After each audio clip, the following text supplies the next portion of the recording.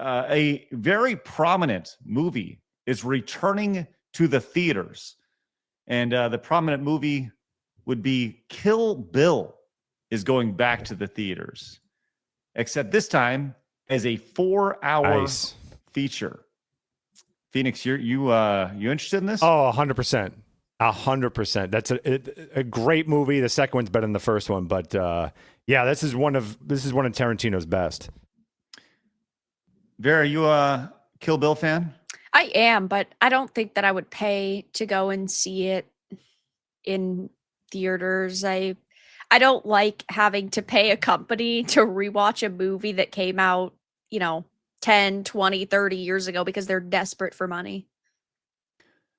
Well, apparently the movie was, like, Tarantino said that the movie was shot to be a single movie. Yes. Yeah. And so this is kind of the way it originally was intended to. Yeah, I guess it is different enough. So, yeah. And I have no problem giving money to movies when they were better, when they were good, Well, yeah, but the problem is that just emboldens companies now to remake and remaster all their products because they go, oh, we can still make money off of this. True. And then in a month, we're going to hear Kill Bill, the reboot is coming out. Well, I was on that'd be very interesting if they made a Kill Bill reboot. But I was on Open Bar yesterday, and I was talking with Drinker about this, and we just kind of briefly touched on all the remakes that are happening and the re-releases in particular. Just in the last few months, we've seen Back to the Future re-released. We saw the Ninja Turtles re-released. We're seeing Ninja Turtles 2 be re-released now. Kill Bill. I feel like there's almost there's an entire market for obviously nostalgia when it comes to these movies, and that's really what we're looking at here. Is if these are all nostalgic plays. Oh, I remember what life was like when Kill Bill was first released and things that were going on there.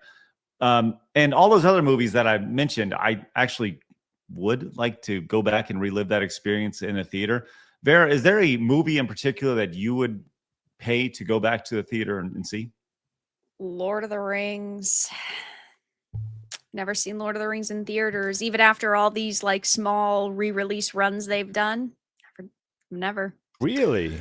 Yeah. Wow. She's a baby. Boston sucks. Nothing good ever happens here. Except for the Boston Tea Party. That was cool. I guess, yeah. Vera, as the resident Lord of the Rings expert who has most recently seen all three of them, the entire trilogy most recently, I would like to say that I think that you definitely enjoy seeing them in the theater if you saw them, although I have not. You literally never saw them in theaters, Craig. But as the preeminent authority name me the 4 hobbits of Lord of the Rings, that I think that you guys Blabs, would 100% that's too hard of a enjoy question. it. Right it is really too hard of a question for him, but I just want to see if you can answer at least one. Well, I'm just letting you know that the 4 hobbits include Kill Bill returning to theaters. Good point. As a big 4-hour movie. 1, 2, 3, Bro, it's probably 4. Like, oh, one of the hobbits is Bilbo Baggins. Bilbo Baggins. It's stud right there. Anyways.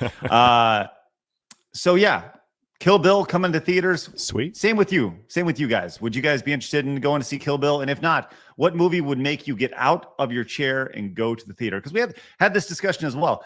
I feel like there's definite parallels right now as far as I go back. I watched a video from my retro life recently about his dad filmed the arcade in 2000, and you can kind of see it dying, right? I feel like we're kind of there with movies as well. We've all kind of seen how movie theaters are going away and the shift of movie theaters now into like entertainment complexes.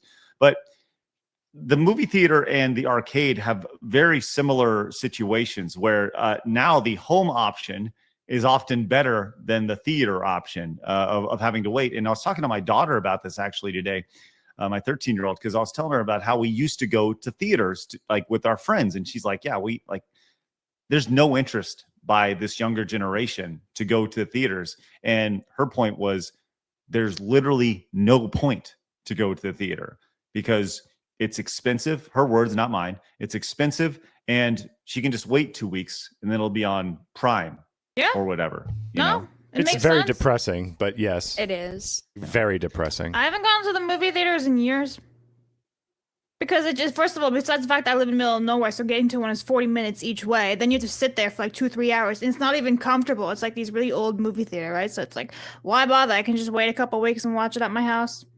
I No think problem. another problem also with the death of movie theaters is bad parenting, because parents used to put effort into the things their children were doing, setting up activities, setting Yep. up play dates, but now they just shove an iPad in their face and they Yep. say, oh, go sit in the corner. And they figure, oh, I can save money. I don't have to bring them anywhere. And it's just another result of bad parenting. No experiences for kids anymore. Yeah. You know, I wish I could tell you you're wrong, but you're 100% right. There's so many parents who just shove an iPad in front of their kids, and they use it as a babysitter. And we've all seen it in society and such. But there is the idea of this idea of going to a theater where, and it's not just kids. The theater etiquette is not there. When you go, people It's have their because phones these kids out. like aren't used to going anymore. And so people feel like it's okay and it's acceptable. I'd say adults too. Yeah. Oh, no yeah. one knows how to behave, and everyone takes their phones out. It's the worst. Yep. I for such a long time, I had a vision of doing like a video game competition inside of a theater that had like sweet surround sound all around you. Back when the remake of Killer Instinct came out, the sound on that game was spectacular. And I actually, there was a theater next to the old Screw Attack office, and I went over there and just to see like what that would look like if we were to do like a big video game tournament on a theater screen.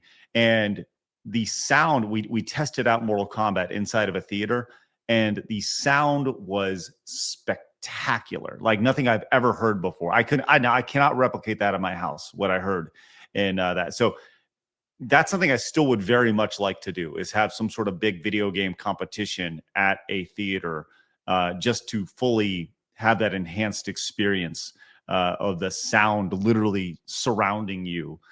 And just feeling the bass and the impact of those hits and stuff. That'd be cool. I'm sure somebody's done that at some point, but that'd be really, really great. Just get yourself some big ass surround sound speakers. No, it's different because you got this giant, screen in front of you as well. And on top of that, you just need a 75-inch TV, Craig. well, but I also want a theater full of people cheering. He wants the atmosphere. Gotcha. That's what they're not sure. getting. It's like watching football on a TV and going to a game. Like the movie experience was supposed to show you a very big picture, so it's immersive, right? And then two, it was like especially comedies or movies like Rocky, where you're rooting for it and you're getting excited and you're seeing everyone in the theater get emotional. Like that experience, that cultural experience, is extremely important. And when we moved to phones, it became solo, and we lost that. And you can actually see movies start to change how they were written, how they were made based off of that. It became soulless, in my opinion.